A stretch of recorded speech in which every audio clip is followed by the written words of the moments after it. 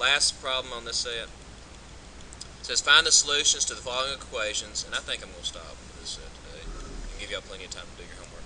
Find the solution to the following equations: 5x squared minus 6x plus 2 equals 0. So up to this point, 36 minus 4 times 10 is 36 minus 40, which is negative 4.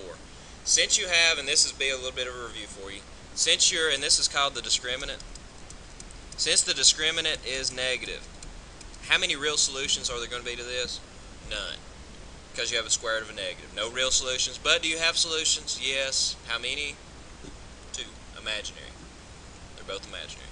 So we have x equals negative b, which is 6, plus and minus the square root of b squared minus 4ac, negative 4, just did, over 2 times a, 10. I like that better anyway, because you've already got the hard part of it done. You can just plug it straight in. So you have x equals 6 plus and minus, and that is the square root of 4 times the square root of negative 1, which is 2i, good job, over 10, and split that apart to where it's actually in complex number form. 6 over 10, which is 3/5, plus and minus 2 over 10 is 1/5 I. So you do have 2 roots, and they're both complex. And this brings about an important something that we're going to talk about tomorrow, since I'm not going to do it today. These come in pairs. If 3/5 plus 1/5 I is going to be a root to something, also 3/5 minus 1/5 I is going to be a root as well. It's a complex conjugates theorem. I think we have one more. X to the third plus 25. And it says graph, find a 0, then use synthetic division to factor. I don't even want to do that. Because I think we have rational roots here. I think we have one rational root. Go through what we talked about, and this will hopefully review us a little bit from the first of the chapter. If we have rational roots, can we make a list of possible ones? Yeah. Leading coefficient, 25. Okay, you take your leading coefficient and you take your constant term, do all the factors of the constant term over all the factors of the leading coefficient. So what's our possible rational roots? I'm going to call it possible rational roots. We'll call them PRRs. All the factors of 25 over all the factors of 1, which will be plus and minus 1, plus and minus 5, plus and minus 25, over plus and minus 1, so that's it.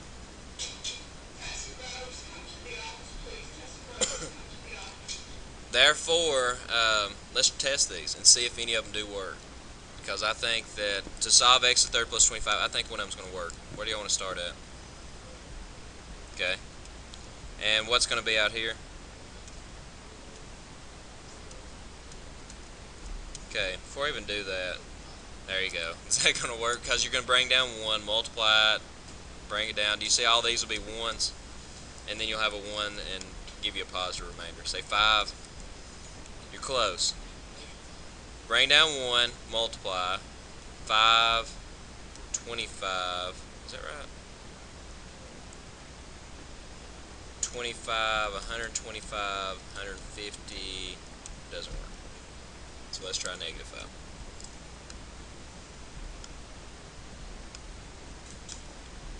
So you got 1, negative 5, negative 5, 25, 25, negative 125, negative 100. Didn't work either, right?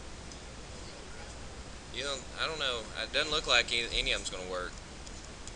25 and negative 25, 1, 0, 0, 0, or 1, 0, 0 is 25.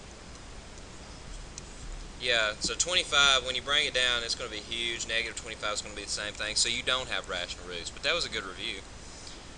So none of those are going to be roots. So what we're going to do is we'll graph it, x to the third plus 25, and we're going to try to find a root for this. Well, hang on a second. Why would I graph that? Look at this, guys. Why not move 25 over? Right? X to the third equals negative 25. And then how do you get rid of a third root? Is the cube root of negative 25. Can you do cube roots of negatives? Yeah. So, let's see, what it's asking you to do this, so x equals the cube root of negative 25, which I don't like this because graph find a zero, then use synthetic division to factor. Ugh. We'll leave it like that. Cube root of negative 25. But here's the problem. It says use synthetic division. I'm going to attempt this. I hope that y'all follow me here. But that is a root. The cube root of negative 25. So therefore, when I use synthetic division, I would have to try to do the cube root of negative 25 out here. 1, 0, 0, 25. To try to find my other factors. Let's try it, just see if we can do it. Bring it down, multiply. With me? Bring it down. This is where I'm going to lose you. The cube root of negative 25, when we multiply these out, you're going to have, do you understand when you multiply, you're going to have two of them that's going to be squared. The cube root of negative 25, I don't need parentheses there, squared. With me, because I have two of them now. 3 times 3 is 3 squared. Cube root of negative 25, cube root of negative 25 is that squared. You're not going to have any of this hard on your homework. So we now have, yeah, that's good stuff. So now we got to multiply it again, so you have the cube root of negative 25 to the third power, which crosses out because that's negative 25 and you get 0, but wow. Well, here's the thing though, that's what it factors into now, and I don't know where they're going with this problem, because you would have x squared plus the cube root of negative 25 x plus the cube root of negative 25 squared equals 0. So this is a root, and so to actually find the other root, you would have to, I'm not expecting you to do that. What I would like for you to know how to do though, make sure that if this did factor down, that you could break it down into, you've got a real one and you would have two. This actually comes out to be two imaginary ones. Do you really? What's the homework problem? Let's work it together. At minus what? That one is much better. That's, I remember what happened there. The actual problem is a typo. I'm glad you said that. The problem there is a typo. That's supposed to be 125 instead of 25, because I remember from last year. So the answer would have been 5, and then it works out like this one. But we'll work this one together. Yeah. The easy way of doing it is you can find one root. Move the 8 over, take the cube root. Your first root is 2.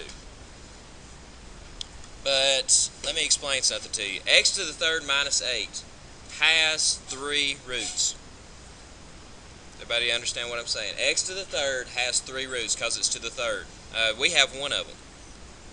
Can you think of anything else that works there? X to the third minus 8? Probably not. Has one real root. The other roots are going to be imaginary or complex. I shouldn't say imaginary because they might be a complex number instead of imaginary number. So what we're going to do, since I know 2 works, follow me, see what I do. 2 is going to work, and I'm going to use 2 to factor that out. 1x to the third, 0x squared, 0x, and 8. Is it 2? It is 2, isn't it? And it is negative 8, thank you, Cody. Bring down the 1, that's what threw me off. I was like, 2's not going to work. Bring down the 1, multiply, add, multiply, add, multiply, add. So 2 does work. We expected it to. But the reason I did that was to factor it. So what I've done is I've broke x to the third minus 8 into x minus 2 times. Makes sense. 2's a root. To find our other roots now. Once you get it broke down into quadratic, hopefully this is a good review for you. Once you get it broke down into something quadratic, don't try to break it down again. I wouldn't try anyway because this isn't going to be real. Quadratic formula. And let me show you why. What'd you say? Complete. We could complete the square on that, which might be a little bit easier.